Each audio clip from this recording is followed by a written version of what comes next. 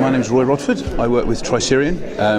I am head of sales, international sales as it happens, and the focus here today with Socitm is to go through our offering for public sector. What the product is, it does user authentication. And what we are, where we sit is we replace the written password, the old-fashioned, your username and your written password, and at the same time we're also looking to replace these secondary devices, sometimes referred to as tokens, where you have to put a random number in and then enter it in.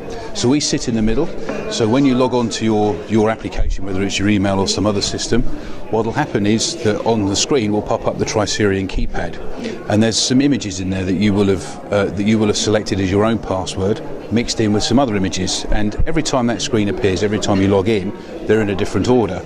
So what we've effectively done is we've taken the old-fashioned written password away.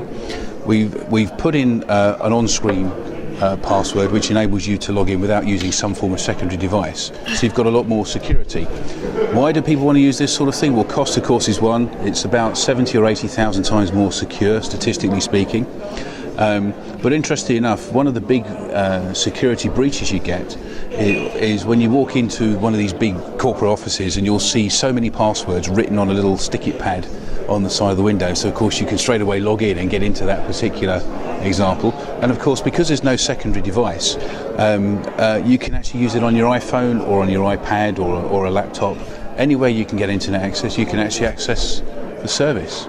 So, and its value to public sector, the sort of applications that we're talking about is the ability for, for instance, a local authority to open up their council tax database to the likes of you or I as individuals, and instead of us having to phone up and talk to someone just to do something simple like change their address or query something, this can be done online because the security is much more advanced than usernames and passwords.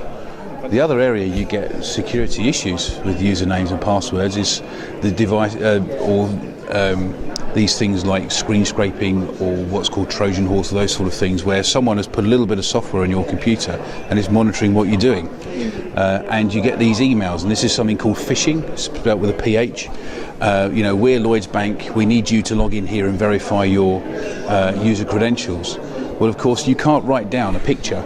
So our kind of passwords can't be used in any of those scenarios. You can't keystroke them, you can't log them, you can't phish them. So for the local authorities, it's certainly a massive advantage, and it enables them to open up their systems in a way that they've not managed to do before. And that's why we're here today.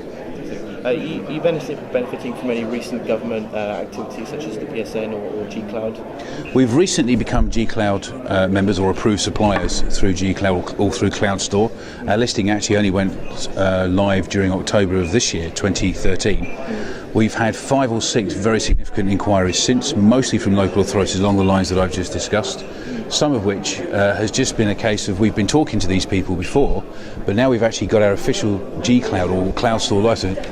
Now we can talk to you because we can buy you without going through an awful long process. So that's an absolute benefit for us for sure.